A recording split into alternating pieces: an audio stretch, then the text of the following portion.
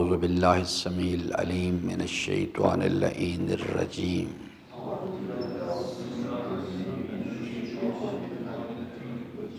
بسم اللہ الرحمن الرحیم انی آمنت بربکم فاسمعون قیل ادخل الجنہ قال یا لیت قومی یعلمون بما غفر لی ربی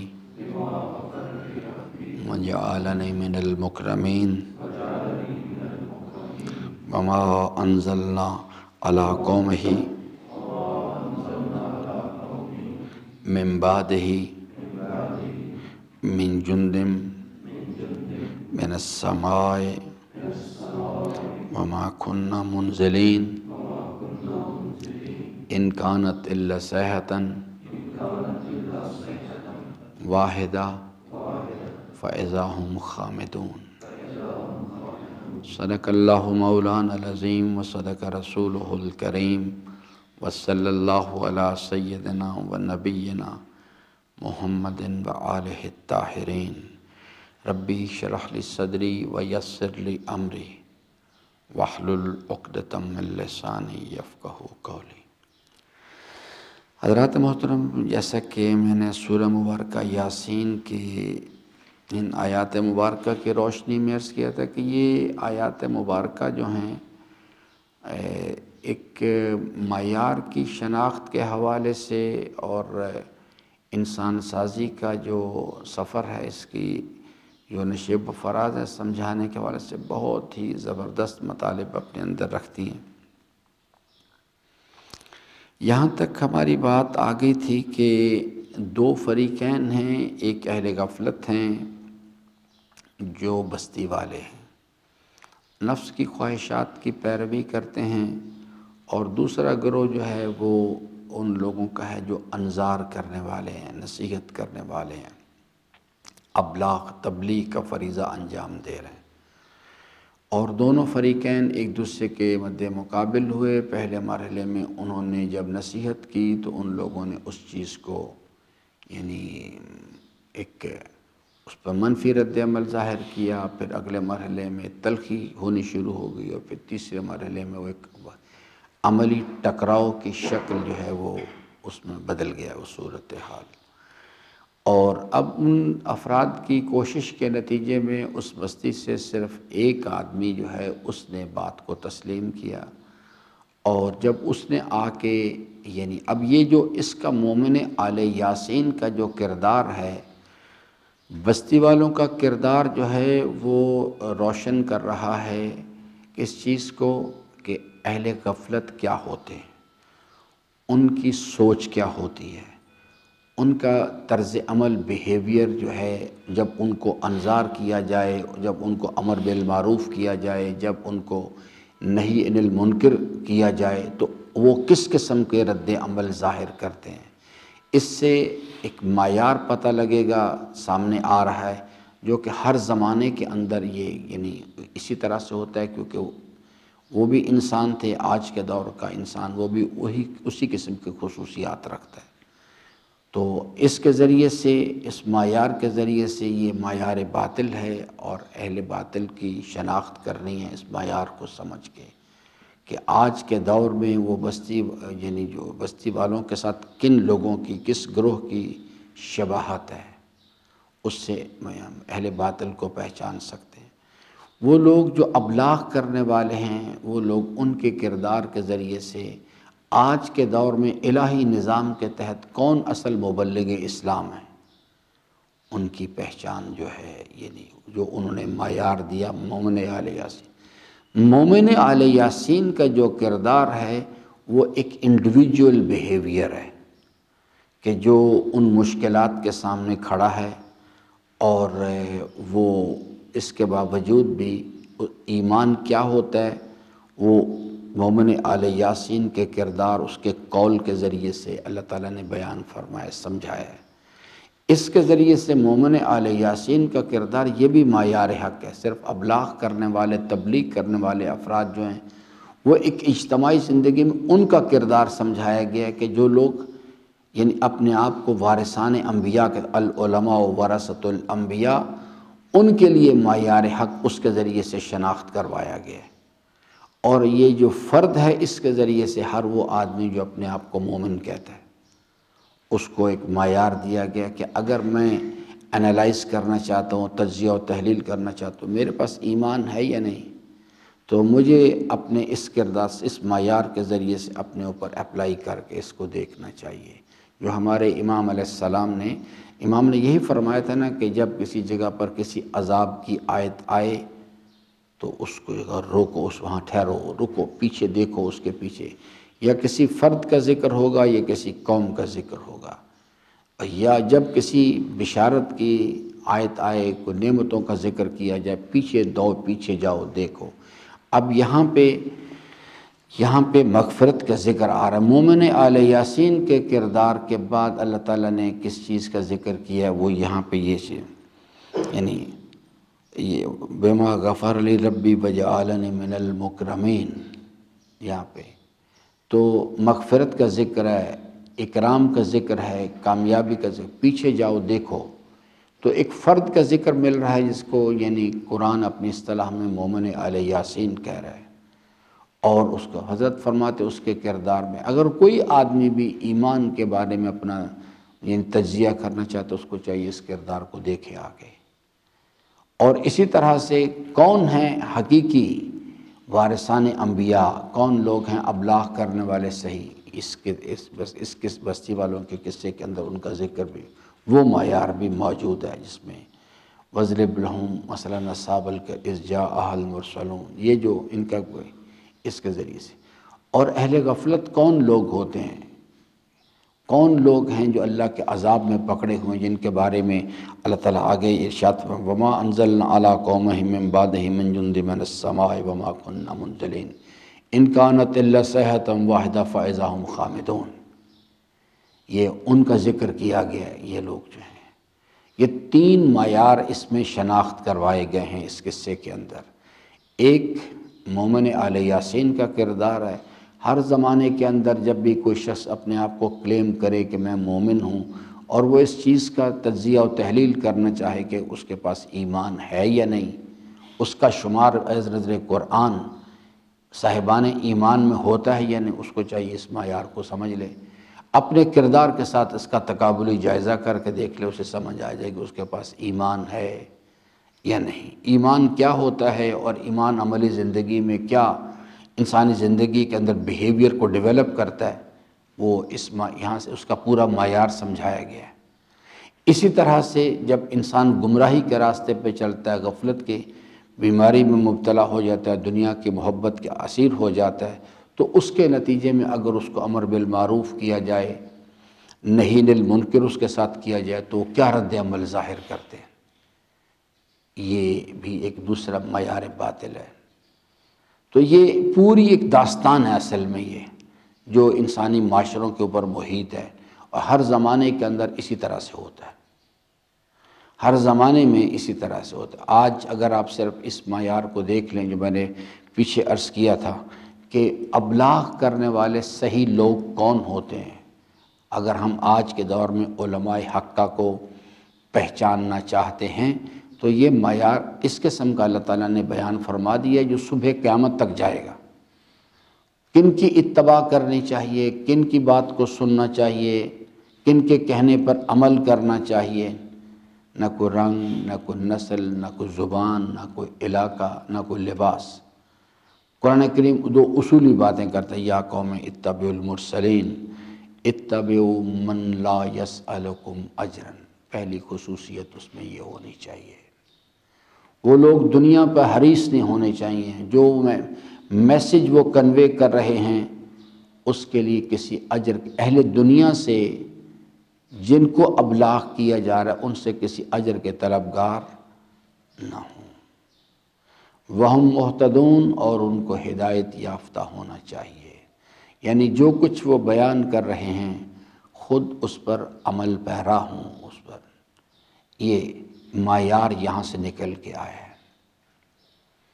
اور مومن آل یاسین کے کردار پر بھی ہم نے گزشتہ کل میں اس سے پیوستہ ایام میں بات کی ہے میں نے، کہ وہ شخص جو ہے اس کے پاس ایمان، اس کا نظریہ کیا ہے، وہ کہتا ہے کہ یہ میں سوچ بھی نہیں سکتا اس چیز کے بارے میں کہ میں، یعنی آپ مجھ سے تقاضا کر رہے ہیں اس چیز کا کہ میں اللہ تبارک و تعالیٰ کا راستہ چھوڑ دوں اور میں آباء و اجداد کے دین پر آ جاؤں جو بستی والوں کا دستور عمل تھا، غفلت کا زندگی بسر کرنا، اس کا کہ یہ میرے لیے ممکن نہیں۔ اور اس کے پاس کس چیز کا یقین ہے، جس کو میں نے کہا تھا کہ یہ ہے اصل ایمان، یہ نظریہ ہے، اس پر یقین چاہیے۔ وہ کیا ہے کہ اتخذ من دونہ آلہۃ، پہلے نظریہ وہ دیتا ہے وما لیا، میرے لیے ممکن نہیں کہ میں کوئی دیوانہ نہیں ہوں، میں الذی فطرنی، یہ پہلا یعنی یہ نظریہ ہے، وإلیہ ترجعون، اور پھر لوٹ کے اس کی طرف جانا، جو اس کلمے میں لکھا ان للہ وإنا الیہ راجعون، یہ۔ اور دوسری چیز اللہ تعالیٰ کے نظام کے اندر اس کے جلال کا یقین کہ اتخذ من دونہ آلہۃ ان یردنی الرحمن بضر، رحمان پروردگار کے جلال کا یقین کہ اگر اس نے مجھے میں اگر ایسا کروں، انی اذن، اگر میں آپ کے بفرض محال، اگر میں آپ کے کہنے میں آ جاؤں اور جو کچھ آپ تقاضا کر رہے ہیں وہ میں کرنا شروع کر دوں، لفی ضلال، میں تو کھلی کھلی گمراہی میں چلا جاؤں گا۔ اور اگر میں ایسا کروں اور اس رحمان پروردگار نے ارادہ کر لیا اس چیز کا کہ وہ مجھے سزا دے گا، تو پھر اس صورت میں کوئی کسی سفارش کرنے والے کی سفارش میرے کام نہیں آئے گی، اور نہ ہی اس کے گرفت سے پھر کوئی مجھے چھڑا سکتا ہے۔ اس نظریے کا یقین، اس کو ایمان کہتے ہیں۔ اور اس کا پتہ کیسے لگتا ہے کہ کوئی بھی دباؤ آ جائے اہل دنیا کی طرف سے، یعنی کہ انسان جو ہے مال بڑی محنت سے کماتا ہے، لیکن اگر بیمار ہو جائے تو مال خرچ کرتا ہے مگر اپنی صحت برقرار رکھنے کی کوشش کرتا ہے، اور اگر اس کی جان پر بن پڑے تو مال قربان کرے گا، جان بچائے گا۔ یہاں یہ نظریہ دیا جا رہا ہے کہ اگر کبھی دو چیزیں سامنے آ جائیں، ایک طرف انسان کی جان ہو اور ایک طرف ایمان ہو، تو ایمان بچاؤ، جان قربان کرو۔ ان کان دین محمد، کربلا اسی کی تفسیر ہے اصل میں ساری، ان کان دین محمد لم یستقم الا بقتلی، اگر ایک طرف یعنی انسان کی جان پہ آن پڑے، یہاں تو بھی تو صرف فجر کی نماز میں کیا قربان کرنا ہے، 5 منٹ کا آرام۔ جو آدمی 5 منٹ کے آرام کو قربان کرنے کے لیے تیار نہیں، وہ کیا جان قربان کرے گا بیچارہ۔ اور اس کے بعد مال، اولاد، اور پھر انما اموالکم و اولادکم فتنہ، یہ فتنہ سے مراد ہے کہ یاد رکھنا ہم تمہیں آزمائیں گے۔ یہ ایک طرف تمہارا ایمان لا کے، تمہارا یہ دعویٰ لا الہ الا اللہ، اشہد ان لا الہ الا اللہ، کہ تم دعویٰ کرتے ہو کہ میں اس نظریے پر ایمان رکھتا ہوں، ایک طرف اولاد کو لا کے کھڑا کر دیں گے اور پھر تم سے تمہارا امتحان لیں گے کہ تم یعنی اولاد قربان کرتے ہو، اولاد کے ساتھ وابستگی کو، یا ایمان کو یعنی قربان کر دیتے ہو۔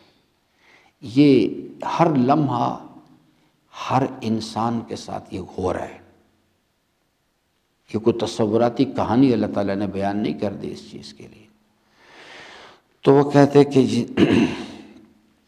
انی آمنت بربکم فاسمعون، اس نے کہا کہ نہیں، بس لمبی چوڑی بحث کی ضرورت نہیں ہے، میں اپنے راستے سے ہٹنے کے لیے تیار نہیں ہوں، تو میرا آخری فیصلہ جو بار بار مجھے ڈرا رہے ہیں کہ ہم مار دیں گے اور آپ چھوڑ دو اس راستے کو، تو میرا حتمی آخری فیصلہ یہی ہے کہ میں اس راستے کو کسی صورت بھی چھوڑنے کے لیے تیار،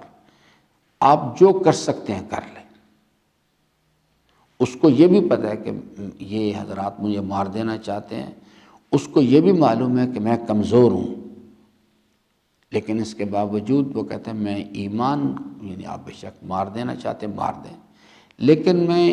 یہ قیمت ادا نہیں کر سکتا کہ میں اللہ کا راستہ چھوڑ دوں، یہ ایمان کو اپنے ہاتھ سے ضائع کر دوں۔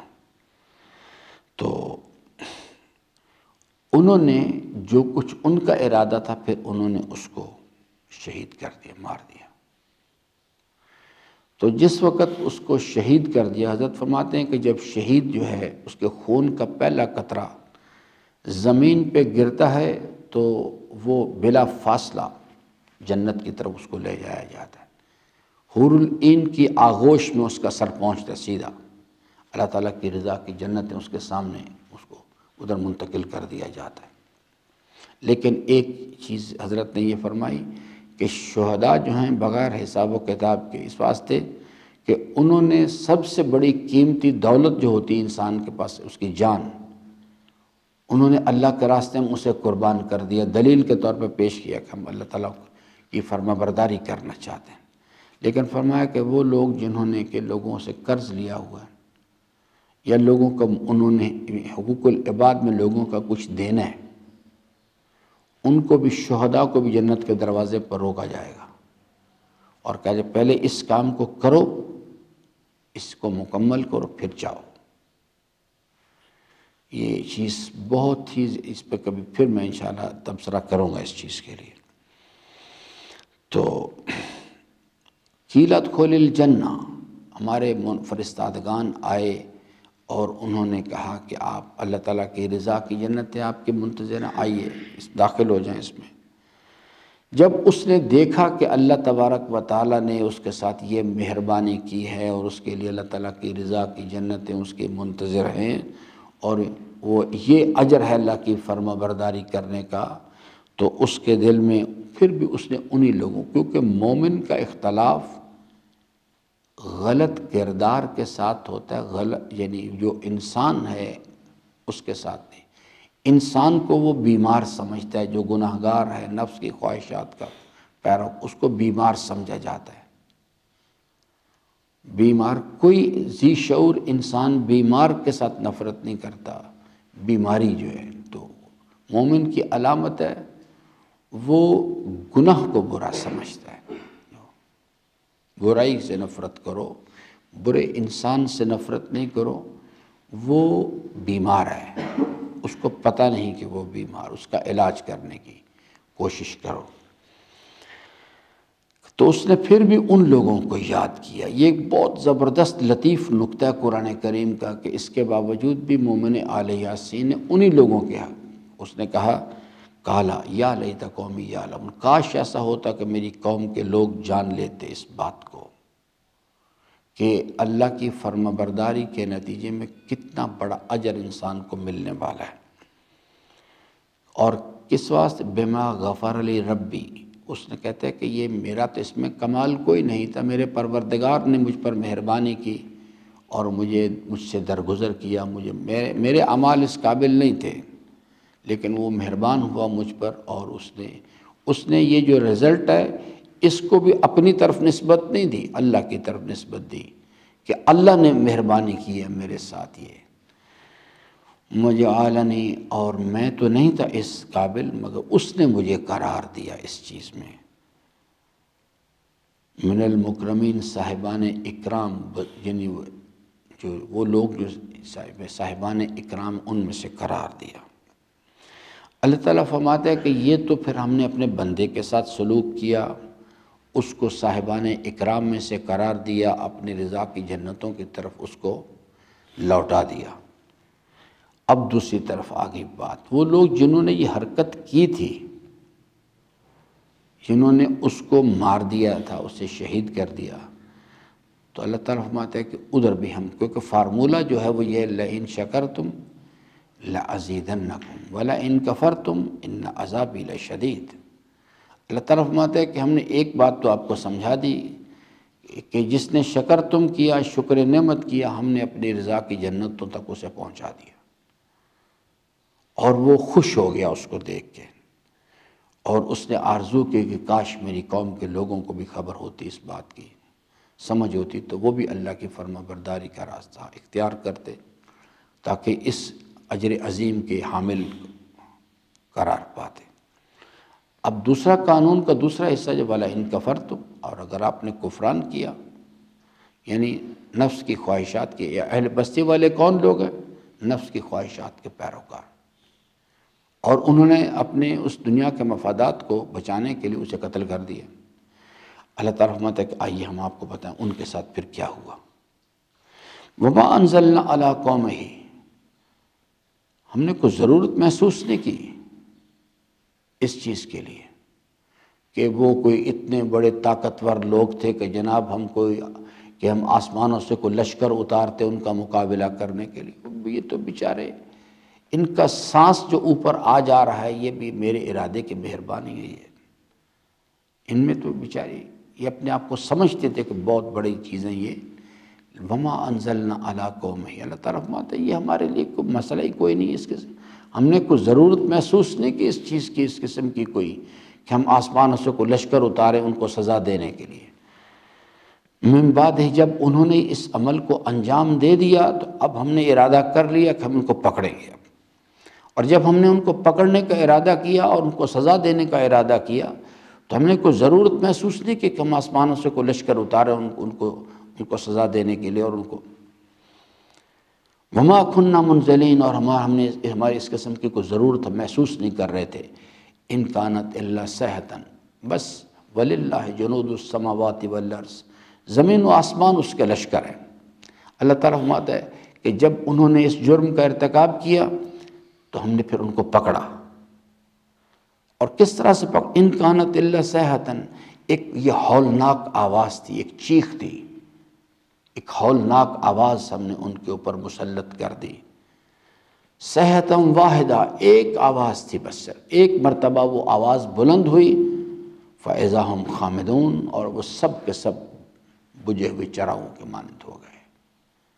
وہ جس حیات پر وہ اکڑتے تھے، فخر کرتے تھے، وہ تمام ایک آنے واحد کے اندر ایک ہولناک ایک چیخ تھی، ایک آواز تھی جو وہاں بلند ہوئی،